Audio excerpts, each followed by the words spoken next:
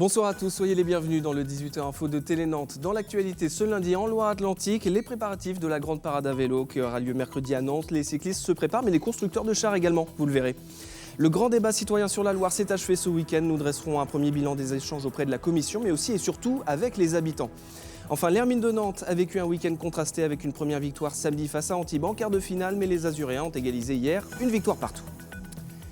À partir de demain, Nantes sera la capitale du vélo. Elle a été désignée pour accueillir le congrès mondial Vélocity 2015. Et dès mercredi, une grande parade défilera dans les rues du centre-ville. Tous les cyclistes sont invités à y participer. Les organisateurs encouragent l'originalité. Des chars sont en cours de construction. Ils défileront au milieu des bicyclettes et rendront hommage au vélo et à ses dérivés. Simon Offray. Ce mercredi, le vélo prend des airs de carnaval dans le centre de Nantes. Et pour mener le cortège, un char immobile, en apparence seulement, car pour une fois, le vélo d'appartement, même sans roue, peut dépasser ses concurrents. Celui-ci, donc, c'est le premier char, c'est celui qui ouvre la parade. Finalement, on a voulu ce qui rigolait de cette pratique du vélo qui est une pratique de vélo, quoi, qui est le vélo d'appartement, quoi. Donc autant commencer et ouvrir cette parade par le truc le plus con possible, qui est le vélo d'appartement, quoi. Voilà. Comme ça, c'est clair, c'est compris, et puis voilà. Puis après, on passe à autre chose, au triporteur, au tandem. Il y a des Rosalie, il y a toutes les pratiques, quoi. Ça va du monocycle au BMX, au fixie. Dans la vélo-parade, pas de compétition, mais un hommage rendu au vélo sous toutes ses formes. Les designers Barrault et Charbonnet s'occupent d'une partie de l'animation, avec leur Rosalie devenue des œuvres d'art. C'est un petit spectacle dans le grand spectacle de la vélo-parade. On est à la mi-chemin entre le plasticien qui va faire une sculpture et l'usage. Donc là, ce qui nous intéresse, c'est de faire en sorte d'un objet usuel qui permet de se balader, de découvrir le paysage, en faire des sculptures mobiles. Donc voilà, on a un travail ici entre designer et plasticien. Cyclo-village, concert, les animations seront nombreuses à l'arrivée. Et pour les automobilistes, attention, le centre-ville de Nantes sera bouclé dès 16h30. Près de 300 agents de la ville de Nantes et de Nantes Métropole manifestaient ce matin devant la mairie. À l'appel de l'intersyndicale, ils se sont rassemblés pour réclamer de meilleurs salaires. Ils ont boycotté un comité technique organisé ce matin en mairie. Ils dénoncent le gel des évolutions de carrière pour la plupart d'entre eux. Je vous propose d'écouter l'un des manifestants au micro de Simon Offray. Les ratios d'avancement de grade sont mis en place depuis déjà pas mal d'années. Et depuis pas mal d'années aussi, nous, on revendique en tout cas qu'il y ait des ratios beaucoup plus conséquents pour pouvoir faire passer le plus grand nombre d'agents à un grade supérieur. Or, l'administration, pour des soucis d'économie budgétaire, freine ces ratios justement et empêche un bon nombre d'agents de passer au grade supérieur. On n'a pas de réponse. Donc on va sans doute, on a appelé les salariés à se remobiliser la semaine prochaine pour ici même pour redemander des ratios d'avancement bien supérieurs à ce qui nous est proposé aujourd'hui. Après 8 mois d'échanges, le grand débat citoyen sur la Loire est terminé. Près de 400 habitants de la métropole ont partagé leur vision du fleuve et de sa place dans la ville.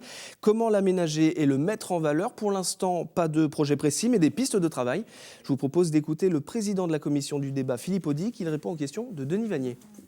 Le rapport, c'est évidemment un outil d'aide à la décision pour la collectivité.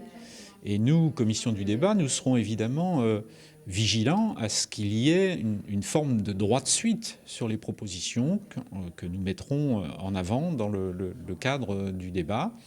Notre rapport comprendra une suggestion d'installer une instance de suivi du débat à partir du mois de décembre. Et les principaux acteurs de ces débats, ce sont évidemment les citoyens. 5000 d'entre eux avaient été sélectionnés au hasard et invités à y participer. 400 habitantes et habitants ont répondu favorablement. Vous allez l'entendre, la plupart sont très attachés à la Loire. Comment ont-ils vécu ce grand débat? Sont-ils satisfaits ou non de l'organisation de ces échanges? Éric Egon leur a posé toutes ces questions.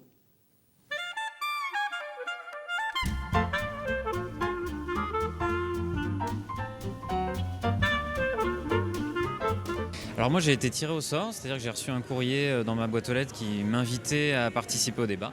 Et c'est ça qui m'a motivé. Je me suis dit pour une fois qu'on me demande mon avis, je vais le donner. Donc c'est vraiment ce qui m'a décidé à venir. Je pense que si j'avais pas été tiré au sort, j'aurais pas forcément fait la démarche de venir ici. Je suis nantais et que la Loire a été toujours eu un rôle important dans ma vie. Je suis né à Nantes, j'ai vécu sur l'île de Nantes, je vis à Chantenay, donc le long de la Loire. Donc voilà, c'était vraiment important pour moi de participer au débat.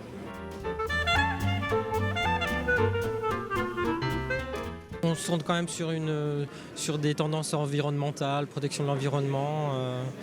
Mais bon, il n'y a rien de concret, enfin, ça reste des idées générales, donc on a du mal quand même à se projeter, mais bon, c'est quand même intéressant de débattre sur ces sujets-là. Ce qui ressort un petit peu dans nos discussions ce matin, c'est d'ouvrir la ville sur la Loire, c'est l'accès à la Loire en fait, pouvoir en profiter, l'utiliser, le voir. Je trouve ça intéressant d'avoir ces moments d'échange, de rencontrer d'autres gens. Après, si je peux y mettre un petit bémol, c'est que je ne sais pas si c'est vraiment représentatif, mais c'est compliqué sur ce genre de débat de mobiliser tout type de personnes, je pense. Voilà. On rentre dans le débat, on n'est pas on n'est pas consommateur, on est acteur de la citoyenneté. Donc non, c'est vraiment très très bien. Il faut continuer et essayer de trouver d'autres. Dès qu'il y a des débats possibles, j'essaierai d'y participer en tout cas.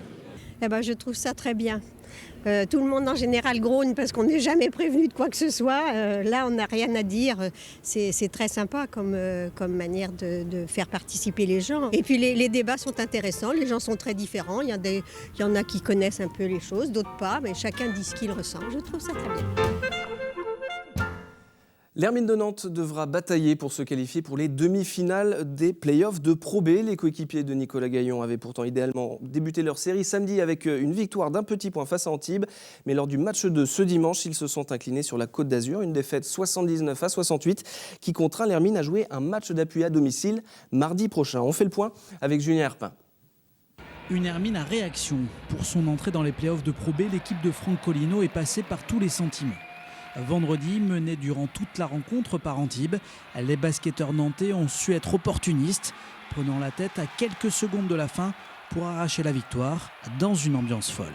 Je crois que c'est un petit hold-up, mais si on le prend, c'est qu'on le mérite, je crois, parce qu'on est allé le chercher avec les couilles, je crois. Donc que ça nous serve de leçon, on n'est pas bon sur les trois quarts du match. Et quand on se met à se battre ensemble en équipe, on peut renverser des montagnes. Donc voilà, ça nous sert de leçon pour la suite, parce que c'est pas fini, on a envie d'aller loin. Dimanche, pour la revanche à Antibes, l'Hermine a refait le coup du démarrage poussif, comptant jusqu'à 22 points de retard au terme de la première mi-temps. Puis les coéquipiers de Warren Storm ont remis la marche avant, grignotant leur retard sur les Azuréens. Mais le défi était trop relevé. Malgré leurs efforts, les Nantais terminent avec 11 points de retard, 79-68. Les deux équipes vont donc s'offrir une belle décisive demain soir à 20h à Mangin-Beaulieu. Il serait de bon ton que les basketteurs nantais ne tardent pas trop à rentrer dans leur match pour espérer aller en demi. Je vous propose à présent de revivre l'événement voile de ce week-end. La Coupe des Pays de la Loire en dériveur était organisée sur l'Erdre. Elle a rassemblé plus de 300 sportifs de la catégorie minime jusqu'aux seniors. Pendant 2 jours, ils ont régaté sur planche à voile, catamaran et optimiste. Retour en images sur la compétition avec ce montage de Julien Herpin.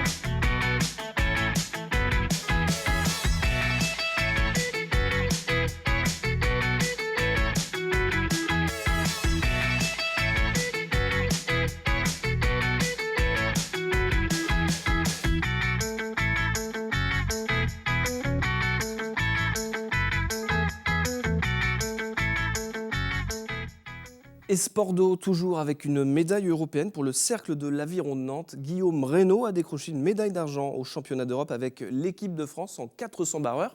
C'était en Pologne. Avec ses coéquipiers, il termine à 1 seconde 42 de l'équipage suisse. De très bon augure avant les mondiaux organisés en France cette année. Ce sera à Aiguebelette en Savoie du 30 août au 6 septembre prochain. C'est la fin de cette édition. Merci beaucoup de l'avoir suivi. L'information continue sur notre site internet telenantes.com. N'hésitez pas à nous suivre également sur les réseaux sociaux, Facebook et Twitter. Quant à moi, je vous donne rendez-vous demain pour une nouvelle édition du 18h Info. Très bonne soirée.